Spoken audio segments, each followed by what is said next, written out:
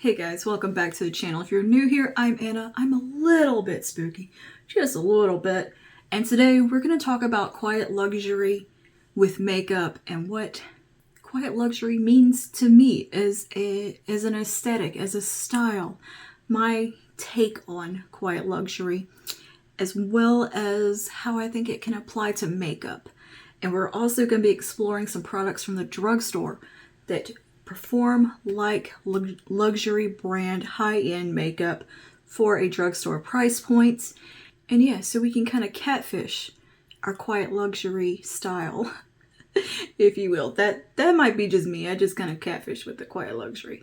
But anyway, we're going to talk about some budget-friendly makeup that performs like it is luxury makeup, and we're going to apply it in what I would call a quiet luxury makeup style, something that's just kind of timeless, chic, and effortlessly kind of kiss of glam in there. So yeah, if that interests you, just go ahead and keep on watching. But before you do, don't forget to like and subscribe.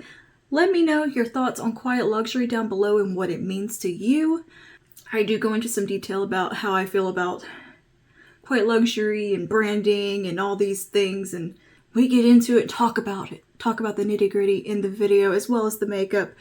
But let me know your thoughts down below, how you feel about this quiet luxury trend and what it might mean to you, if that is something that even appeals to you.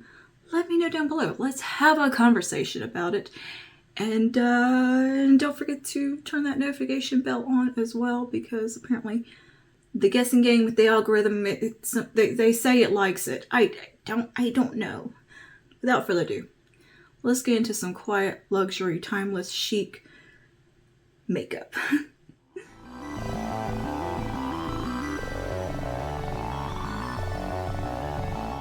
I'm going to start out today with priming the skin, and then we're going to move into the eyes for the look. But I'm just going to give the face a little time for the primer to sink in and everything. And a couple of primers that come to mind to me that perform very much like a luxury high-end product is the e.l.f. Putty Primer. I personally prefer the acne fighting version of this. This one has that very Tatcha, silk canvas type of feel to it. Fills in the pores, smooths everything out. And yeah, really nice primer. I prefer the newer iterations of this to the original. And I would like to try out the liquid one. I just haven't gone anywhere to purchase it lately. Honestly, I haven't gone anywhere but the gym. And the other little priming product is actually more of a glow enhancing type of product, and that is the e.l.f. Halo Glow Liquid Filter. This, of course, we all know is a dupe for the Charlotte Tilbury Flawless Filter, and it does perform pretty much the same. I mean, there's such a slight difference in it that I don't think you would even notice it. Now, I have noticed if I apply too much of this, it will create a little bit of peeling in some areas of my face, but with a lighter hand with this one, it does great. So yeah, first thing I'm going to do is apply the e.l.f. Halo Glow in the areas that I want to glow. I like to do this underneath my makeup because I like the way it looks kind of coming through, and just makes my skin look very nice, luminous. I don't think this is quite as a refined formula as Flawless Filter, but it is pretty dang close. I'm just going to put a little bit right there on the high points. A little bit across the forehead. This shade's a little deep on me. This is light too, but it's fine because it's going underneath foundation. And I'm just going to buff that in with my foundation brush. And while I'm doing that, I wanted to mention a couple brow products that I think perform just as well, if not better, than a couple of high-end luxury brow products. And that is the e.l.f. We have a lot of e.l.f. in this video today. That was not intentional. But the e.l.f. Ultra Precise Brow Pencil. It's what I use every day, my brows, to fill in the tails of them because they basically disappear. About past the arch, they pretty much disappear. So I do have to kind of extend my brows and fill them in a little bit. And I think the e.l.f. Brow Pencil, the Ultra Precise one, is fantastic. It has really nice shades. They don't pull too warm. I personally prefer the shade, I believe this is like neutral brown. It's perfect. It really does look like my natural brow hair color. Love it. And of course the Wow Brow from e.l.f. I think is also a phenomenal little brow gel. It really does add some volume and some oomph to the brows with a light hold is basically the Benefit, I can't think of the name of it. It's a great dupe for the Benefit colored brow mascara. But you have this, nice little spoolie here. You can get right in there. It has little fibers in it, fills them in, plumps them up a bit, gives it a little more volume to the brow. Very soft feel to it. It doesn't feel crunchy or anything like that. Not the strongest hold, but a pretty decent hold as well. And these have been my go-to brow products for months now. So yeah, if you look at my description box, those are always linked because they get used every day. And then in the T-zone and kind of the pore area, we'll take a little bit of the e.l.f. Putty Primer. Again, I'm using the acne fighting one just because it feels just a little creamier to me. But I believe they have improved upon the original formula as well. I'm just going to kind of press that right into the pore area right here and smooth this out. And, it having salicylic acid in it is not a bad deal because that is an area that we tend to get a lot of clogged pores. So, hey, a little acne fighting, I'm not going to turn down. It just kind of smooths things out a little bit. Nothing too extreme, but it helps. I'm just take a little bit around the nose. Anywhere I feel like I could use a tad bit of smoothing. With this formula and like the original one, it doesn't matte down the skin very much. It just gives a nice kind of soft effect. And even though this one is green and is probably kind of designed to color correct, it's so kind of light and sheer. It doesn't really do a whole lot for that. But yeah, I'm just going to press that in right in the T-zone, anywhere that I just want a little bit more smoothing. And we're just going to let that all hang out on the face and kind of do its thing. I like to apply my primers before I go in and do eyes or anything else because I feel like it gives it time to really work and kind of set down. Same with my skincare. I like to give it a good 15 minutes to really kind of soak into the skin. Now, I understand everybody's got the time to do that, but if you do, take advantage of it. Okay, so let's talk about some eyeshadow palettes and eye products that I think really lend itself well to looking like a quiet luxury on the eyes without the price points. A couple from ColourPop. I think ColourPop can really knock it out of the park with their quality, and I like their little smaller, these the 9-pan palettes. I think these always perform really well, and the color stories are really nice, and they have some really beautiful understated color stories. They're not all vibrant, crazy rainbow shades. They have some lovely variety amongst these little palettes, and two of my favorites right here is That's Taupe and Nude Mood. I think these are just so pretty and such classic color stories that really have that chic, luxurious vibe to them. They can just look so timeless on the eye and wear beautifully as well. The quality on these is just really nice. They're so easy to use. This is Nude Mood, and this one is a nice kind of warm, chocolatey color story. You get your warm browns. You get a beautiful Super Shock right here. To me, palettes like this look like you just grabbed a beautiful like Tom Ford quad and did a look. That's the way they kind of translate onto the eye. And these are quite affordable. These are really kind of travel friendly. They're very thin. It's cardboard packaging, but it's very sturdy cardboard packaging. But when I think of chic and quiet luxury, this color story is the first that comes to mind, is this cool tone, just neutral goodness. And this is That's Taupe from ColourPop. I think this is probably one of their most popular palettes because it was one of the first palettes to kind of reintroduce these shades to the market. And they're just so pretty. I think they have a few different iterations now of these 9-pan palettes with some cool tones. But there's something about this one that's just very everyday friendly, glam friendly, because you have a nice variety of tones and shades. You got a Super Shock shadow. You got a little bit of a pinky undertone in here. You got more of a neutral, cool, kind of a gray, concrete color. But they're cool tones that aren't leaning so blue-gray that they can look kind of washed out. These have just more of that kind of 90s cool tone eye look to me. I love this little palette so much. So that's what we're going to use today, and we're going to create just a very chic eye. When it comes to eyeliners, there's quite a few eyeliners from the drugstore that perform just as well as the higher end eyeliners, if not better. One of them being the Tattoo Studios from Maybelline. These are a cream gel liner and they have incredible wear time. You got a few seconds to kind of blend them out, smudge them out, but once they're there, they're pretty much there for the day. I think L'Oreal also makes some really nice eyeliners. And while we're speaking of eyeliners, I just want to mention this real quick. I'm not one to use a ton of liquid liner, but the Flash Cat liquid liner from L'Oreal is definitely one of the best liquid liners I've used across the board, high-end drugstore, whatever. This one takes the cake. It's water resistant, easy to use, matte black, just it ticks all the boxes. So if you were looking for a very luxurious experience with a liquid liner, the L'Oreal Flash Cat is amazing. But yeah, I'm just going to lay down a quick little base though with this Tattoo Studio from Maybelline. These look very boring. There's nothing that says luxurious about the Tattoo Studio liners, but the performance is there. They perform just as well as an Urban Decay eyeliner, or like the Marc Jacobs ones used to that were the best. These are very good. And the only thing that's kind of limiting with eyeliners from the drugstore tends to be the color range. Now, ColourPop does great if you're looking for some more unique colors. But if you're looking for just some basic blacks and browns and maybe like a green or something, or a gray, nothing too far off the beaten path, the Tattoo Studios and the L'Oreal, I can't think of them, I'll link them below. L'Oreal also has some nice infallible eyeliners.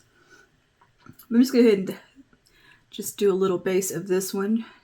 And I'm going to kind of follow that lifted eye look that I did the other day, the same kind of placement, because I think that placement really lends itself well to a chic kind of luxurious look. I'm just taking this right at the outer corner and leaving a little bit of space, not coming all the way to the very, very outer portion of my eye. Like I'm leaving about 1 millimeter. I'm just kind of doing a little wedge shape. But yeah, Michelle Wong has been talking about quiet luxury lately, and it just, I don't know, I started thinking about how can that apply to makeup. And I think it can lend itself really well to like a certain kind of simple, classic makeup look. It's almost kind of a red, kind of old school red carpet makeup type of look. And there's so many products on the market that are from luxury brands that do scream quiet luxury very easily. But I was thinking about like, what from the drugstore though has that feel when I use it and the finished look comes together that just screams luxury and like I should have spent way more on the look than I did. And yeah, that was kind of the inspiration for this video. Right now I'm going to take that darkest brown in the ColourPop palette. This is the shade called Bedrock, and it is this one right here. And we're going to just tap that over where we applied that eyeliner. And I'm just going to take a very light hand.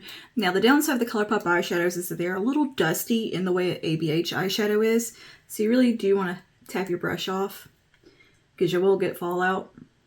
I'm just going to kind of blend that and tap that right over where I applied that eyeliner.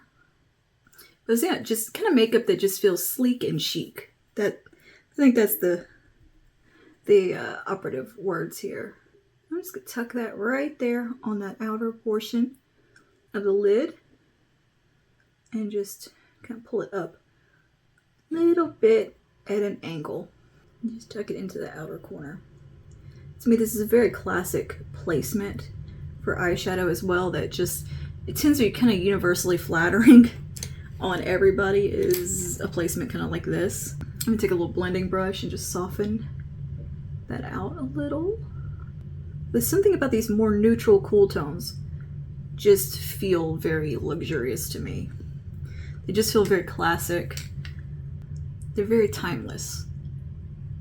And I really do enjoy this quiet luxury trend of not having the flashy labels and stuff, because I feel like it's just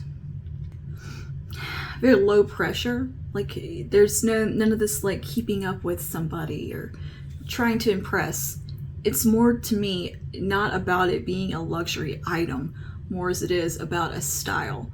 a very understated style, which is a little bit pared down, a little bit more minimal. But you can do that look on a Target budget. It's more just about the types of pieces that you're choosing. And who's looking that close anyway at like the stitching of your top to know where, what brand made it or something. To me, the quiet luxury trend is something that is a very timeless look. It's not about trendiness. It's about just solid, good quality pieces. And, the thing is that most of us can't afford to go buy all these timeless pieces from Prada or Gucci or these, luxury brands. I'm getting my basics and stuff from Target. It's really just more about the style of the clothing to me. And, as long as you take decent care of your clothing, not hard on it, these pieces will last you a very long time. They're not super trendy pieces that are going to be out of style next season. There's stuff you can wear year after year after year. As long as you take good quality of it, it will last you year after year after year. I've had some pieces from freaking Target and Walmart that I've had for 10 plus years, and they still look virtually like new. I mean, this shirt I'm wearing right now is a Walmart shirt I bought probably 6 years ago, and to me it looks just as good as the day that I purchased it. I think another great way to kind of venture into quiet luxury is shopping vintage. You could definitely save some money there depending on the item. Some items do appreciate, but that's a great way to get those higher quality items for a better price point if that's something you're interested in. I just don't care that much, honestly. I've never really cared that much about labels and brands. So this kind of is one of those trends that's just kind of made for me anyway, because I like this subtlety of the style. All right, now I'm gonna take a diffused crease wherever that might have ran off to. Take a diffused crease from Sigma, and I'm just gonna blend these edges really well. And I'm gonna go into the shade called Python, which is the slightly pinkier, more taupe shade right here. And really make sure you tap these off because, oof, they do have a lot of kick up. So that's the one downside with the ColourPop eyeshadows. And what I'm gonna do though is place that just above where I placed that deepest brown and kind of use this as my blending shade with a really light hand, taking it up and out softly. I really think a matte eye look lends itself well to a quiet luxury vibe, but we will add a little bit of glow in today. But just that kind of softly contoured look, I really just think it's so pretty. It's universally flattering placement of just contouring your natural eye shape and going with it, and just using almost shades that would be a little more native to your skin tone. It's special occasion colors and makeup that you really just kind of can't go wrong with. It works for virtually everybody. You just tweak some shades around a little bit, tweak placement subtly, but for the most part, the same rules will virtually apply across the board, depending on, your style and what you like. I just really enjoy the timelessness of this whole trend, and I feel like it can lend itself really well to certain makeup looks. But going back to fashion, I understand why you would, spend the money on the higher end brands. I know the quality is what you're looking for, and the stitch work and the finishings and the quality of the fabric. But it's not something that is feasible for everybody to do, to go out and buy from these brands. It's just, especially like, girl, in this economy, no. And I've never been one to want to spend a lot of money on clothing. That's just me personally. I'd rather spend the money on luxury makeup. Like, I've never been one to want to buy really expensive handbags. And it's not saying there isn't expensive handbags I like. But to me, that would be maybe the one place I would invest the money is in a handbag, because that's something that I would probably use for a very long time. I'm not one to change out purses very often. I find what I like, I kind of stick with it. Okay, and we have a nice gradient. You could stop right here and be done with the look. put some mascara on and call it a day. I'm going to take a little bit more of that deepest brown on a detail diffuse crease. And just to really make sure that is looking how I want. I love a little bit depth on the outer corner. It's just something that suits my eye. For example, though, with this palette from ColourPop, that's taupe one, it's a palette that when I use it, I don't feel like I'm missing out on a higher end palette. Like it's so close to like the Natasha Denona Glam palette, which is a palette I'd absolutely love to have. It's been on my list forever to get. I just haven't wanted to spend the money on it. Because I know I have the That's Taupe palette. I also have the Stone Cold Fox palette. I don't need the Natasha Denona one. And, you know, looking at the eye look all together, you're never going to know which palette it is that I used. And for the inner part of the lid and this kind of blank spot, I'm going to take a little bit of the shade called Snake Eyes in the center of the palette, which is kind of a pinkier taupe shade right there. We're just going to pop a little bit of that on. And I'm not going to build it up too terribly much, just a very soft, pretty application. And just pat that on. And I'm picking this one because it is a bit of a softer, smoother formula than the Super Shock Within Here, which has glitter in it. This one just has a very soft glow to it. And I'm going to blend that up fairly high with my finger, and then I'm going to take my blending brush and just soften it up. I'm not scared of a little bit of shimmer coming up past my crease. I actually think it's quite pretty. And there we go. So there's just something about this color story that's just so classic. I'm gonna go in with the shimmer or the kind of soft metallic shade and just kind of blow that out a little bit and just have a nice glowy lid. I think that is just one of the prettiest looks, is a super glowy lid. Not overtly glittery, just glowy. I'm gonna take a clean blending brush and just come around these edges, make sure everything is just diffused and very, very soft. And there's no harsh lines. I think it just looks so nice. It looks nice. All right, and that's it for the upper lid anyway. And now I'm gonna jump back over to my eyeliner, wherever I put it. And by the way, the eyeliner shade that I'm using today is a brown. I think it is, oh, is the shade on here? It's bold brown, which is French a black brown type of shade. It's just, I don't know, I think it looks really nice. What I'm gonna do is just kind of make sure that is right at the lash line and worked into the lashes really well to make them look a little thicker. And I just let it taper off as it comes inward. I'm taking just a little bit of the shade called Pebble Beach, which is a really neutral one in the middle there, top row. And I'm just gonna work that right on around just a little bit for some depth and a little bit of contouring on the eye. But when I'm thinking about brands that are quite luxury to me, if we were talking about luxury brands, the first brand that really comes to mind is Tom Ford. I think the packaging style of Tom Ford's products are so pretty. Just that gold trim with the black, I think it's just so timelessly luxurious in a slightly understated way, but that little bit of gold just, yes. And you know, the classic Chanel packaging is very understated. Like brands like the Louboutin or was it Valentino Beauty, Gucci, to me those don't scream quiet luxury. You see those compacts, that makeup, it's like, no, that's luxury. There's nothing quiet about it. But when it comes to like Tom Ford and Chanel, they're just a little bit softer in their packaging that still looks expensive and high-end and luxurious without being over the top. Dior, that's another brand. I think their packaging can be very kind of tastefully, something kind of just soft about it, a little bit understated. This is a very understated kind of look. I think that looks really nice. All right, let's move on to the skin. There's not a lot of bronzer products for the drugstore that I really enjoy, or contouring products, but there are a couple of star ones that I think are just kind of knock it out of the park good. One of those being the e.l.f. Putty Bronzer in Tan Lines, and the other one is the Liquid Contour from Milani.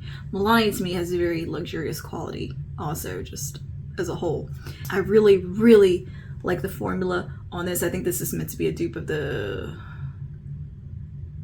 contour wand from Charlotte Tilbury. I'm blanking on the name. The formula of this is so thin and so skin-like that it is beautiful. And the e.l.f. Putty Bronzer is also just a really gorgeous kind of bronzer formula. It's a creamy one. It, to me, is very, very on par with the creams in the Patrick Ta contour duos, the Charlotte Tilbury Youthful Skin Sunkissed Glow Bronzer. It's very, very similar to that, just that kind of putty formula. But today I'm going to use the Milani one just because I think it's one of the prettiest ones on the skin. And I also really like to apply my contour before I do my foundation and concealer. I've been really into underpainting. Did a whole video about that, so that is linked in the eye or wherever. And I'm just going to take this right in the hollows of the cheeks, a little bit along the jaw. Really not using much product at all. Now this is a bit of a warmer shade than I would prefer. That's my one complaint with this one. I wish it was just a little bit cooler. I know e.l.f. has some of these out now, and they have a very cool tone one, which I will definitely be trying to get my hands on. It's been out a minute. I just haven't picked it up yet. So like I said, I have not gone to a store in a while. Like, I haven't gone shopping. And I do prefer to just buy things in person. I don't know why. I just do. And the only places I have gone is the grocery store and the gym. Alright, and I'm going to take a little... This is an e.l.f. putty brush. It's a really nice brush for blending out contours and applying putty products as well. I really like it for just tapping out a bronzer or contour. We're bronzing today. Charlotte Tilbury is another brand that I don't think of as quiet luxury. Her brand's not quiet to me. It's overt luxury with the packaging style and everything. But I think there's color stories from brands that can have a quiet luxury feel to it. And one more thought though, while I'm thinking it, while it's at the top of my brain, is that to me this quiet luxury trend is not about money. It's not about looking like you have a ton of money.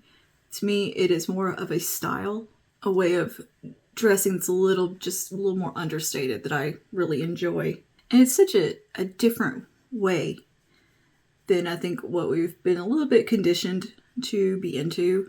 You know, I recently rewatched Sex and the City. And, you know, the talk of brands so much within the later seasons of the show, where it's like Oscar de la Renta, Vera Wang, Vivienne Westwood, you know, all these brands thrown everywhere. There's nothing quiet luxury about that show at all, except maybe Big. Big is quiet luxury. You know, it's all about the Louboutins and the Manolos and brands. And I feel like sometimes we equate our success to how many brands we have in our closets. And that shit doesn't matter. It really doesn't. Nobody cares if you have Chanel in your closet or whoever. It doesn't matter. It really truly means nothing in the long run of things. So that's why I kind of look at this as more just a style choice rather than about it actually being luxury. Because at the end of the day, to me, brands, name brands, all that kind of stuff doesn't mean a damn thing. It really doesn't. Money really doesn't mean that much. It's nice to have. It makes life a little easier, but that's about it. All right, next step, I'm going to do a little bit of cream blush. One of my favorite cream blushes from the drugstore, which they only have like a handful of shades, maybe 2 or 3 shades, aside from like limited edition ones, is the Milani Cheek Kiss cream blushes. These are up there with the Nessa Myricks. They're up there with Patrick Ta. Like, quality-wise, these are some of the best ones that I've used. And I love them, particularly the shade Nude Kiss. Rosy, neutral shade, kind of something nude about it. And it's just so pretty. So I'm going to pop a little bit of this on. Just tap a little bit of that on where I normally would apply my cream blush. And this one performs beautifully under, over, wherever you like to apply your cream blushes. Under, over foundation. I like to do this just this little bit underneath. I don't know, I just think it really looks nice on the skin. Is it a vital step? No. But it's a step I'm taking because I enjoy it and I'm sitting here just playing. That's another thing that feels luxurious to me, is taking the time to do a full skincare routine, taking the time to do all these little extra steps with my makeup. Those are things that are little luxuries to me. Having that time to do it and making time to do it, whether I have the time or not. I've always been someone who made time for these things just because they're things that I enjoy to do. I'm going to take the Age Perfect Radiant Concealer from L'Oreal. This is such a beautiful, thin formula. Light to medium coverage. It's so nice. It is one of those concealers that never disappoints me when I use it. And a really good option from the drugstore. A close runner-up would be the number 7 Lift and Illuminate Concealer. This is another really beautiful formula. Actually, never mind. I want to use the number 7 one. I feel like I haven't used that as much on the channel lately, and I just used this not too long ago in a video. And I've really also, another new thing I've kind of got into doing, let me make sure I don't have any eyeshadow on my hand, is decanting a little bit of the concealer onto the back of my hand so I don't over apply it. Especially with really full coverage concealers, I feel like I go a little too hard in the paint over them. I kind of over apply. So to me, taking some out, putting it on my hand, and applying it with a brush, I don't overdo it because I just take a little bit and then I work it into the brush over to the side here. And then I just apply it where I want it in a light little application.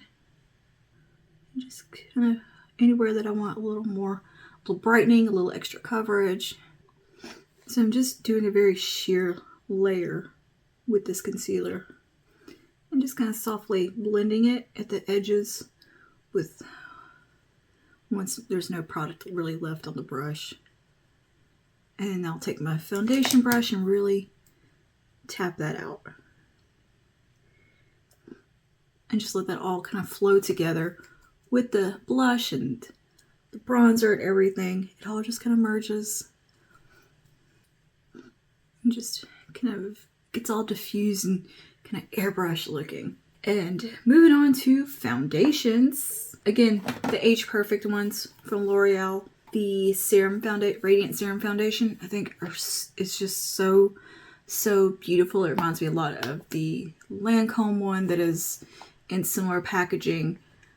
It Cosmetics, and this does have an SPF 50 in it, I believe. Yeah, these do have an SPF of 50 in them, which don't use these as your SPF source, but it's a nice little added bonus that that's in here. This is one of those that just looks really, really beautiful in the skin if you like a glowy finish. If you really wanted to get something super affordable, the Tinted Hydrator from Wet n Wild. The most unluxurious looking packaging I've ever seen in my life. I think it's downright ugly. But my goodness, is this a beautiful foundation or beautiful skin tint. Oh, it's got light buildable to a light medium coverage, just gorgeous on the skin. These do offer a medium coverage. Oh, so good, so good. But my number one favorite, my number one foundation from the drugstore and out of high-end, out of any foundation, is the L'Oreal True Match Nude Hyaluronic Tinted Serum. I think this foundation is one of the most stunning ones I've ever used. It is number one top tier for me. There's something so gorgeous about this one. Look how much I've used. I can't remember the last time I went through a foundation. It's so good. It is a little bit pricier at around this $17 price point. Man, to me there's nothing as good as this one. And I've used my fair share of high-end and affordable foundations. This it has a slight pearl mica in it, but it's not super visible on the skin. And this does kind of dry down to a more of a skin-like satin finish rather than a super glowy finish.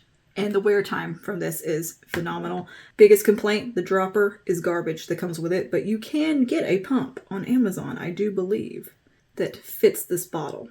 So I'm going to take a little bit on the back of my hand, and we're going to use this just to make sure everything marries and merges together on the face. You do get a light to medium coverage with this one as well. I'm just going to tap this around and make sure everything is looking nice and blended.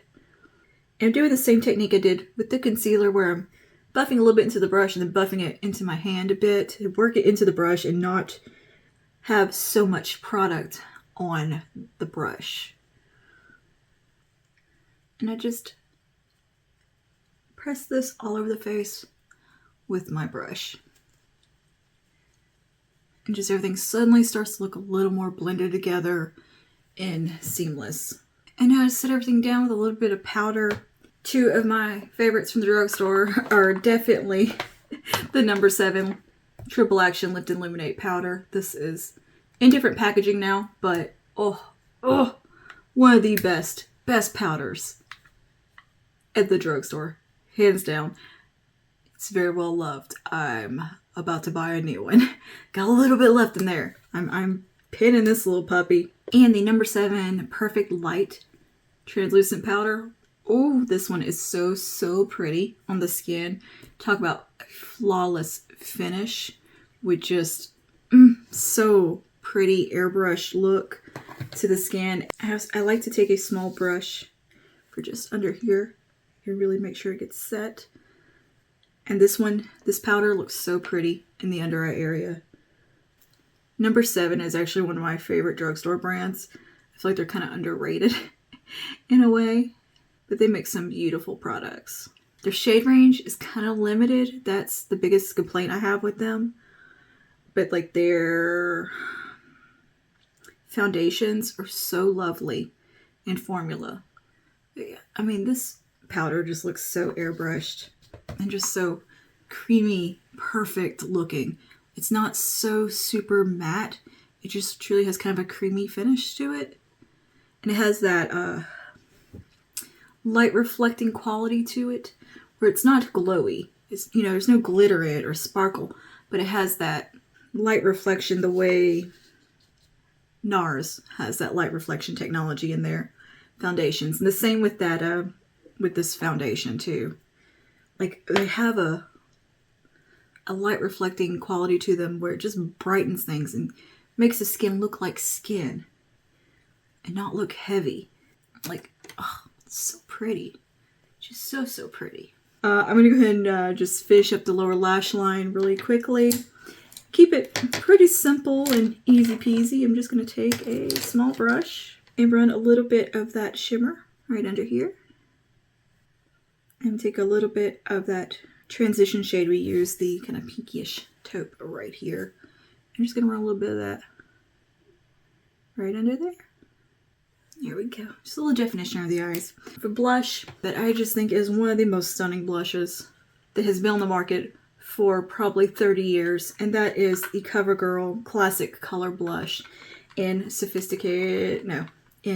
Mink. This color is just so good. This has a slight glow to it. It is such a beautiful, smooth formula. Like buttery, smooth formula. And this is a nice kind of light, almost nothing color. Very pretty on the cheeks. And again, the formula on these classic color blushes from CoverGirl is fantastic. You kind of can't beat it. It has such a beautiful glow to them. Oh, they're gorgeous on the skin. And very much, I think, a looked over blush. I mean, just so pretty. Just to kind of top off the blush that we've already applied. I like to layer up my products. You get great longevity that way. It's just such a pretty, just soft kind of, I don't know, cool tone pink with somehow a little bit of warmth in there at the same time. And it has just such a pretty glow to it. To me, it's not one of those glows that will exacerbate texture. Very similar to like an hourglass blush in its finish as well. And if you want to, you could definitely skip out highlighter with these and just have a very softly glowy cheek. And since we did use a little bit of the halo glow underneath, you can definitely get away without even going in with any highlighter and still have that with light catches and glows. If I were to go in with a highlighter, it would be this one from Wet n Wild in the When the Nude Strikes. Maybe we could just tap a little bit on the highest point very lightly.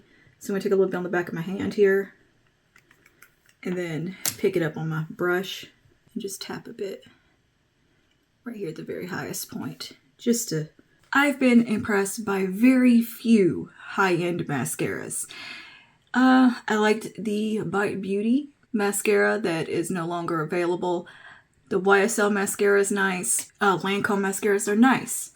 But for $30-something, almost $40 for a tube of mascara, nah, it ain't happening. It ain't happening. Because the drugstore is killing the mascara game right now. First, we have the Telescopic Lift from L'Oreal. Gorgeous mascara, very nice. The wand's a little finicky. It's a little dangerous, but yeah, great volume, great length from this guy. Something a little more subtle, I would say the original Telescopic mascara. I love this one. It is just very kind of soft, fluttery, natural looking on the lashes. Great for every day when you just don't want a whole lot maybe going on. And my number one favorite, the Maybelline Falsies Surreal. This gives the most beautiful volume, lift, length to the lashes, no flaking, great wear time. Oof, this is a good one. And I don't think I've used a high-end mascara that has competed with this. So I'm going to go ahead and curl my lashes real quick and pop some of this on. But this mascara has just a great, big fluffy wand on it. Just the kind of wand I love. It's easy to use. There's no trick to it like there is with the Telescopic Lift.